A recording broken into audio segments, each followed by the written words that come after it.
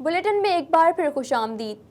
بانی پاکستان قائد اعظم محمد علی جناح کی 72ویں برسی کے موقع پر سعودی عرب میں مسلم لیگ نون کی جانب سے تقریب کا اہتمام کیا گیا۔ لیگی عہدیداران نے بابائے قوم محمد علی جناح کو خراج عقیدت پیش کیا۔